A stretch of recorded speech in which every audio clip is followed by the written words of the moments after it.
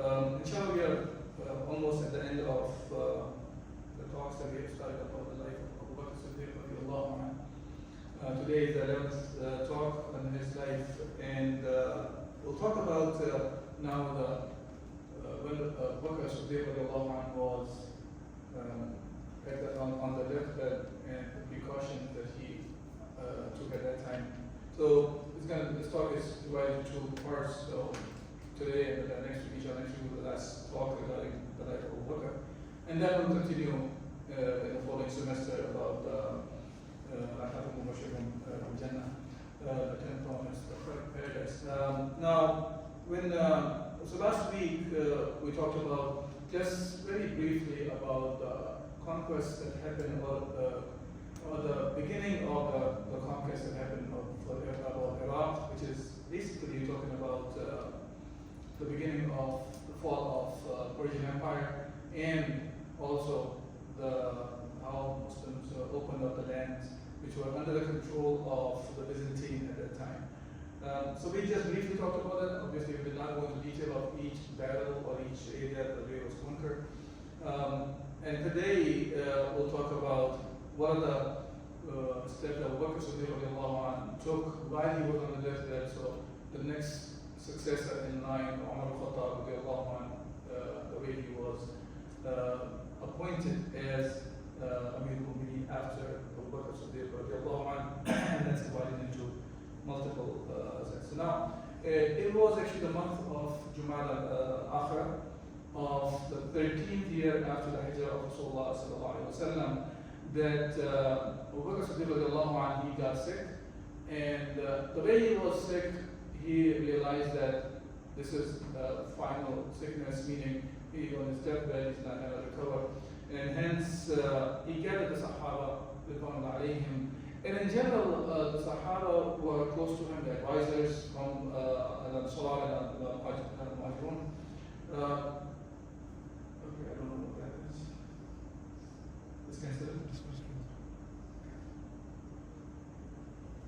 Okay, and he mentioned to them that he doesn't feel like that he is going to recover, and this is the time. Of course, Allah knows the best about the time, whose time is over at what time. But Abu Bakr Siddiq realized that, and he gathered the Sahaba and he started consulting them, and he wanted to let them know that the contract that he was under of being the Khalifa of Rasul, he feels that the covenant he was under, now that covenant is over because he is not able to perform his job that he was appointed as a Khalifa. And hence he wanted to return these affairs back to the Ummah, because at the end in Islam, the appointment of the ruler, when we talk about here as the Khalifa of Rasul or Khalifa in general, is done by the Ummah. And he asked them that to go ahead and choose your leader while Abu Bakr Siddiq himself is alive. Now, while it was going on, Abu Bakr actually put together this specific these steps. So Abu Bakr first consulted the Ansar and Muhajirun about this. Then Abu Bakr, when it was decided who they want to be the Khalifa, Abu Bakr wrote a decree which was to be read within the Medina and outside of Medina as well. And Abu Bakr also made sure that people understood what they were getting engaged into. He did not disconnect himself from help from Allah subhanahu wa ta'ala, of course, the Dua. And he was transfer of power, he gave step-by-step process. And then the Pledge of Allegiance of Ahlul Halal wa Aqad, which is, in English, I think the best translation can be the movers and shakers of your time. Yeah, and this is the term that we find in the Sirah books and Hadith and so on and so forth. And then once everything was settled down, and Umar is the one as the next in line for Khalifa Rasul, Abu Bakr also advised Umar as well. Now the way it went on, first when he told the Sahaba to go and figure out who should be the next ruler among you, Sahaba they started consulting with each other. But we find that Sahaba understood this, that this job is not some prestige or something you're talking about that you will receive out of it. It's rather a big responsibility in front of Allah subhanahu wa ta'ala. Hence, the Sahaba, if they would have asked one Sahabi to be the leader, then he would say that somebody else is more preferable to him than himself. And hence, they were not able to, this was going back and forth among the Sahaba, and they were not able to conclude who should be the next in line ruler among them. So they were back to Abu Bakr Siddiq, and they mentioned to Abu Bakr, and they said, we want you to be the one on our behalf, nominate somebody, the one that we get. Okay, remember that Abu Bakr Siddiq was only nominating because the people who had the authority, they came to Abu Bakr and asked him, requested him. It's not that Abu Bakr was just picking the next ruler in line or something. Then the rulers were picked by the transfer of power through the people, through the Ummah. Okay. Now, so Abu Bakr Siddiq, he started gathering the people. Abu Bakr had in his mind that Umar is the more preferable person after him. So hence he asked different Sahaba. And if you look at these names of the Sahaba, these are one of the greatest Sahaba of Rasulullah sallallahu alayhi wa sallam. Like Abdurrahman bin Auf. He was one of the first people who actually followed Islam. He's one of those people from the 10 who were promised Jannah as well. He's one of those Sahaba who spent a lot of his wealth in the path of Allah subhanahu wa ta'ala, one of the richest people among the Sahaba. So Abu Bakr Siddiq asked Abdurrahman bin Auf, and he consulted and he asked him about Umar al-Khattab. Abdurrahman bin Auf's response was that you know better than I do about Umar, right? And because look, Abu Bakr and Umar, you find them, they were almost always together, along with Rasulullah sallallahu alayhi wa sallam. When you see Rasulullah sallallahu alayhi wa sallam, you see many times incidents mentioned like this. Rasulullah sallallahu alayhi wa sallam was going somewhere and Abu Bakr and Umar were along with him.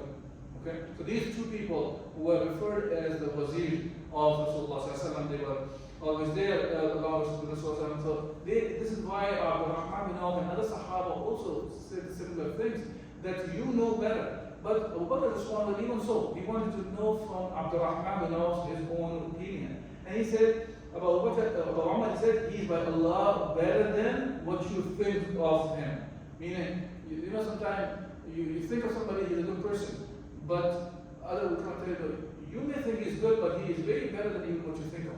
So this is what we meant by Umar al-Khattab. Similar thing happened with Uthman bin Affan. Again, Uthman bin Affan is another Sahabi who was very close to Rasulullah sallallahu alaihi wasallam. He married two of the daughters of Rasulullah sallallahu alaihi wasallam. And again, he's another person who's one of the richest people and who have done a lot from his wealth and many other things to support the cause of Islam. When Abu Bakr went to Uthman bin Affan radiallahu anhu, and he's asked the same question about Umar al-Khattab, and he said, you know more about him than any of us do. And Abu Bakr said, even so. Abu Abdullah, talk about it. Abu Abdullah was the kunya, or the title of Uthman bin Affan radiallahu anhu. So he said, oh Allah, what I know about him is that his secret private life is better than his open public life. And there is no one among us that is equal to him.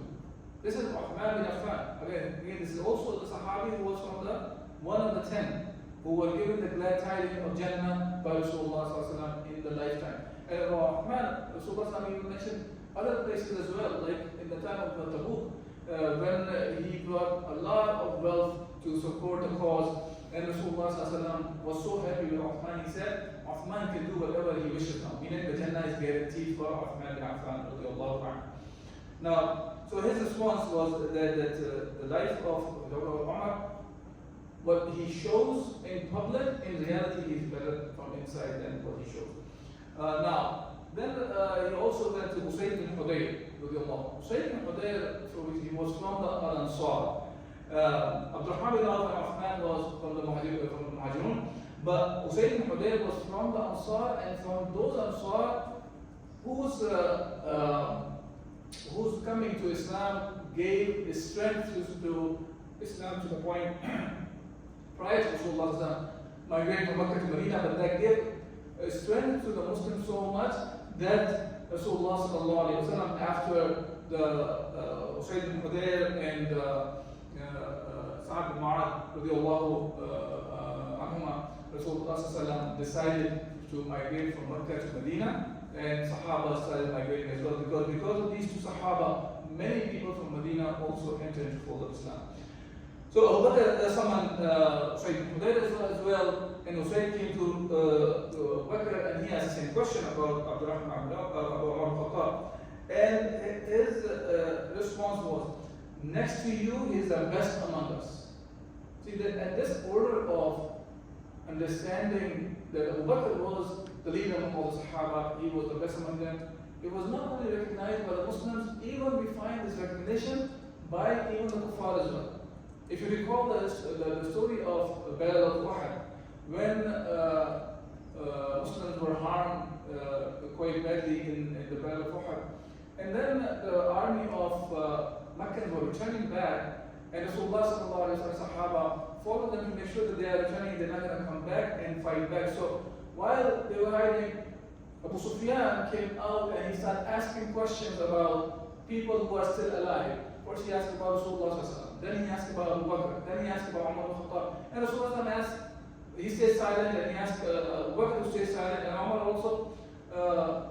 And Umar finally spoke up, but that's not the story I want to go into. But I want to make sure here to understand that even Abu Sufyan, when he was not a Muslim, he understood the order of leadership that existed among Muslims. So he asked from Rasulullah and Abu Bakr and then Umar, and this is the order that we even find how the transfer of power happened within the Muslims as well. Okay?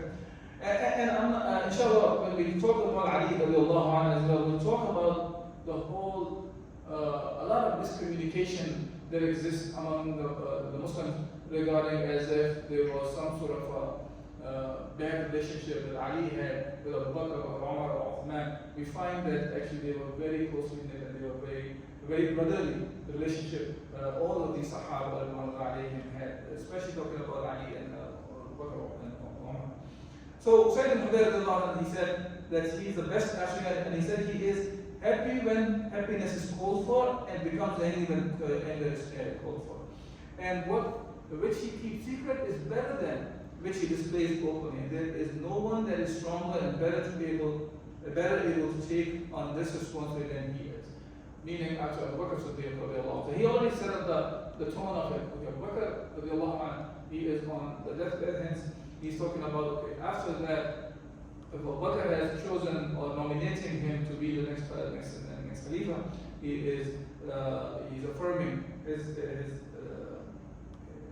side also that he's the best after Abu Bakr. Okay, then Sa'id bin Zayd radiallahu anhu is another Sahaba of Rasulullah, is also another from the one of the 10 who were given the glad tidings. So Abu Bakr now consulted Sa'id bin Zayd radiallahu anhu. Sa'id bin Zayd was a cousin of Umar al-Khattab radiallahu anhu as well, and he was married to the sister of Umar al-Khattab radiallahu anhu, Fatima bint al-Khattab.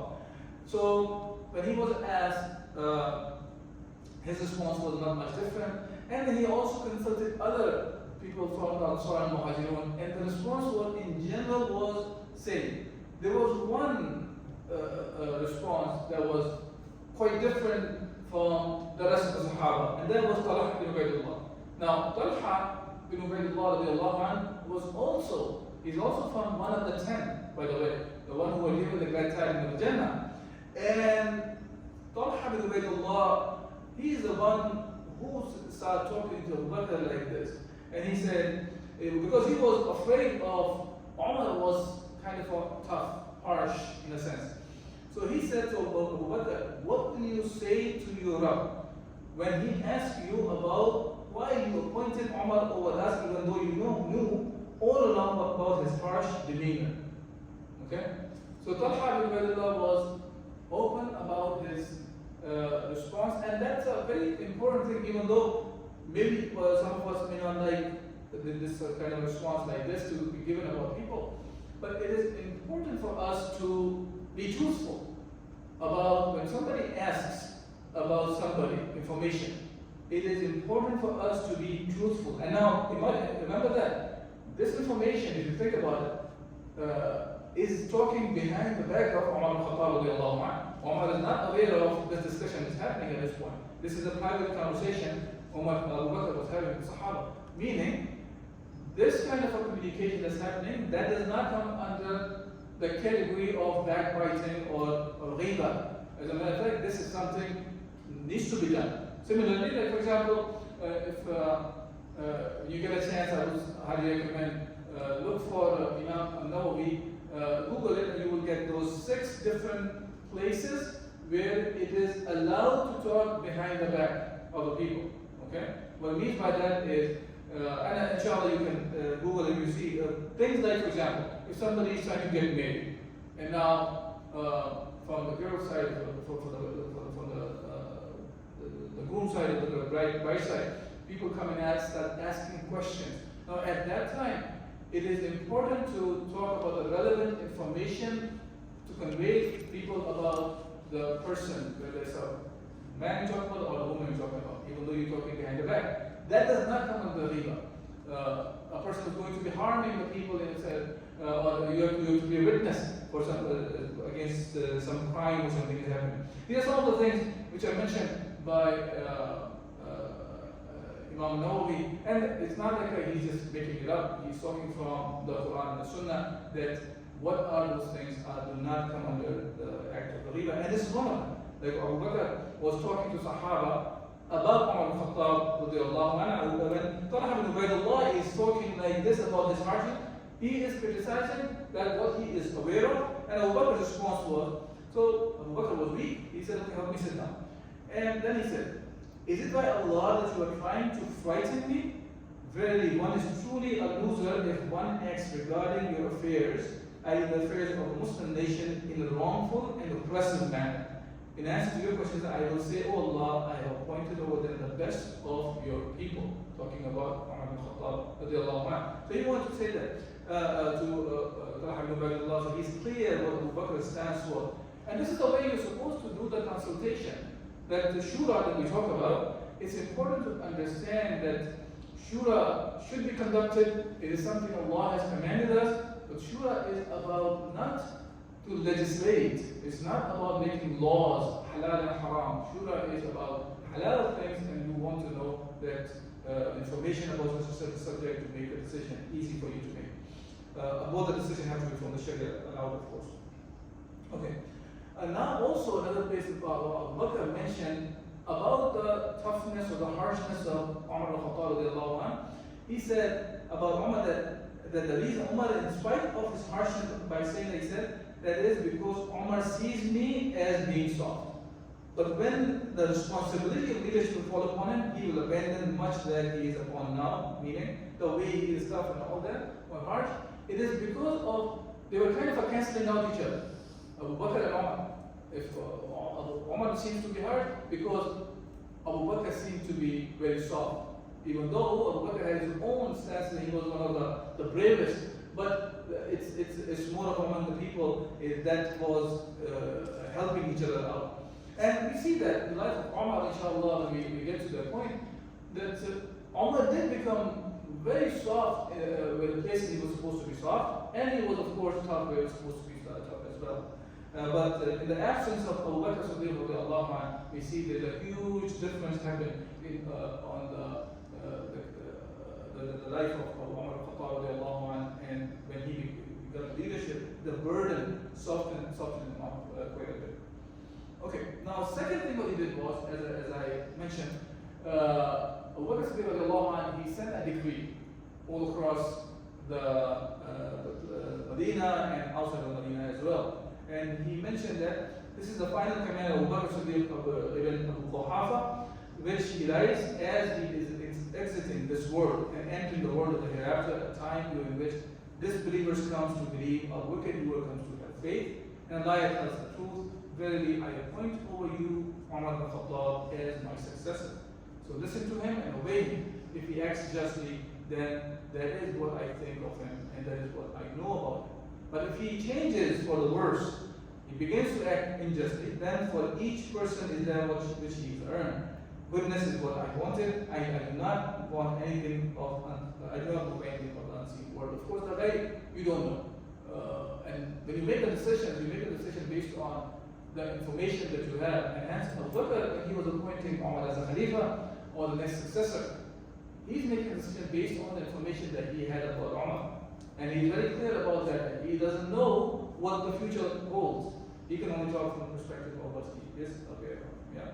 Now, I want to take a pause and make sure we understand. Here is not Abu Bakr's decision to elect a Khalifa here. It is still the people. He is nominating them, and he's also giving his recommendation and advice to the Ummah, to the people, that they should obey. So this is something from the Sharia anyways, that you are supposed to obey the leader, but the obedience is only in the obedience of Allah subhanahu wa ta'ala. Of course, there is no obedience in the disobedience of Allah subhanahu wa ta'ala, as the hadith of Rasulullah sallallahu alayhi wa sallam suggests as well. Now, after the Abu Bakr made sure that people understood that as well. Besides the decree, he also said that, he said, are you pleased with the person that I have appointed over you? Verily, I have thought long and hard before making this decision. I did not appoint a relative to the position. Instead, I appointed Umar bin al-Khattab radiallahu anhu. So listen to him, obey him, and the response people in general who were around him was, we hear and we obey. Meaning, they agreed with the decision that Abu Bakr was making on their behalf. Remember, he asked the Sahaba to go and choose the elected leaders. They asked Abu Bakr to do this job of nomination on their behalf. Because the real the transfer of power happened after the Pledge of Allegiance or the bay'ah was given to Umar al-Khattab radiallahu anhu. Okay.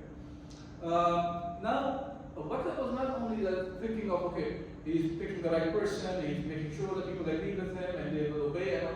He still, of course, remembered and understood well that dua plays a huge role. See, dua, and he, of course, asked Allah subhanahu wa ta'ala for help in this case as well. But throughout the life of Rasulullah sallallahu alayhi wa sallam, and we find in the lives of Sahaba as well, that they were always connected to Allah subhanahu wa ta'ala. Yeah? So their spirituality, well, you can find that the people, they're always connected to Allah, they're always asking Allah for help, they're always making dua and the prayers and all those things. But that did not make them devoid of action. Both the things were going hand in hand. They prepared well for any kind of action that they were undertaking, and at the same time, they were always connected to Allah Azza wa Jalla. They were making dua from Allah subhanahu wa ta'ala. So all the means for an action that are needed to be taken care of, they work towards that as well as they make the dua. Yeah? Whether it is about the battlefield, whether it's about choosing the leadership, or whether it's talking about going to work and trying to earn your living and whatsoever action was, there are certain means that have to be taken care of, and we find that in the life of Rasulullah and the Sahaba, and same thing we see in the case of Abu Bakr Siddiq radiallahu anhu. Okay, and then he left some step-by-step process of transfer of the power as well. So how did he do that? So Abu Bakr only took every step, of course, about to make sure who should be the next leader, but then he left Uthman bin Affan as the in charge behind him. Look, when the leadership, Khalifa dies, after that, there can be a vacuum. So there's a temporary transfer of power that happens. So Abu Bakr appointed Uthman bin Affan for the duty of taking care of his affairs now. First of all, to read the decree to the people and making sure the Pledge of Allegiance on behalf of Umar al-Khattab was taken the way it's supposed to be taken. And so now Uthman was holding up the decree and Pledge of Allegiance was taken. But that doesn't mean that in the time of Abu Bakr, when he is the Khalifa, you can have another Khalifa. As we know, you cannot have two at the same time. So the really Umar became the Khalifa after Abu Bakr passed away, and the Sahaba and the people around Umar al-Khattab, they gave the bay'ah to him, the oath of allegiance. And that's what means by the Pledge of Allegiance of Al-Hal al-Waqt. Al-Hal al-Waqt are the people who are the movers and shakers of society, which we can see that not only in the time of when Abu Bakr became the Khalifa, same thing was there. That people who were gathered in Saqifa Bani Sa'ida, in the hall of the Bani Sa'ida. And those were the Ansar and some of the Muhajirun, and there were more Muhajirun came and they gave the oath of allegiance to Abu Bakr. So these are the Ahlul Hal al-Waqid, the movers and shakers of the society at that time. And again, the same thing happened in time of Umar becoming the next Khalifa as well. That and it's important, it's noteworthy to understand that Umar became the Khalifa not just by Abu Bakr's decree, but also by the unanimous agreement of the people of Al-Hal al-Waqid. Okay? And then we talk about unanimous mean they also include Uthman bin Affan, also include Uthman bin Affan, Ali bin Abi Talib, and so on and so forth. All the Sahaba who were the one who were the advisors and the one when they say things, everybody will agree. And that's what means by movers and shakers in the society. When they say, in Arabic, even when it says al-hal al-waqid, it's like this: the people who tie and untie things. They are the ones who have this authority. So when they say something, people follow it, and hence their opinion matters. And this is what transfers the powers. And in time of Rasulullah sallallahu alaihi wasallam as well, when he took the pledge of allegiance, when people from Medina or Yathrib at that time, when they came, those 75 people who gave the bay'ah to Rasulullah sallallahu alaihi wasallam as well, these are the people who were the movers and shakers again. Okay. Then, yes, it was not exactly the same way as Abu Bakr, but the parallels are both were elected by the people, both were given the pledge of allegiance. So that part that makes one gives the authority is the same, and that we find for all the khulafa, they were elected the same way. Okay. And when it comes to Umar's being elected or appointed as a Khalifa, we don't have any report that says that there was some disagreement or people were dissatisfied with that. And not only that, throughout his life as well, they were, we're talking about the one who were the Al-Hal al-Waqid. Okay, and then at the end, the last thing which Umar al-Bakr did was he gave advice to Umar radiallahu anh, and he said to Umar, "O Umar, fear Allah and know that Allah has deeds which He commands His slave to do by day, deeds which He does not accept if they are performed at night. And He has deeds which He commands His slaves to do by the night, and it does not accept them if they are performed by day." Okay? And He does not accept voluntary deeds until obligatory deeds are first performed. Okay? Now, this is a very important piece of advice that Abu Bakr was giving to Umar. Every deed has its place and time. We should not be the one who are moving around the priorities of Allah Azza wa Jal as place for things. And this is one of the tactics of Shaitan, that when he finds a slave of Allah subhanahu wa ta'ala, he's trying to perform the deed Allah wants from him. If he fails to deceive him somehow, to prevent him to do the deed, then he will try to make him do another deed instead of that, even though the other deed is also a good deed. But the thing is that good deed is not the one that is needed at that time. So what happens here is the fulfillment of the obligation does not happen because of this. So this is a trick of Shaitan, and this is what Abu Bakr was warning Umar al-Khattab radiallahu anhu. Similarly, sometimes we find that we get so much engaged in some of the acts which are also from Islam, which are also recommended by Islam. But if we are doing those actions at the sake of not fulfilling the obligation, then they will not be acceptable either. Okay? What I mean by that is, for example, now, Dhuhr time starts, and let's say we are at the end of almost Dhuhr time is about to end. Now, if you pick up and say, okay, Dhuhr time is ending, but you know what, let me just pray some extra rak'ahs, nafila. So you start with nafila, you start with, instead of 4 for the Dhuhr, you will do 20 nafila. See what happened here? That you abandon an obligation here. Even though seemingly you have done more. But the thing is, what Allah wants from us, that has to be done. So no matter which obligation we are talking about, obligatory actions are the one that takes the precedence, unless Allah has given us a permission or rukhsa somehow that at that time you may not do it. It's okay for you. For example, fasting is an obligation, but if a person is sick or he's traveling, it is a permission for him that he does not fast and he can come the days later on. But again, Allah is the one who will set the priorities. We cannot set the priorities of our own from our own mind in those cases. Okay, and then he said, if a person's scale is heavy on the day of resurrection, then that is because he followed the truth in the abode of this world, even though doing so was heavy upon him. As for tomorrow, it is only right that a scale should be heavy if the truth is placed in it. And if a person's scale is light on the day of judgment, resurrection, then that is because he followed falsehood and in the abode of this world. And also in regards to tomorrow, it is only right for the scale to be light if falsehood is placed in it.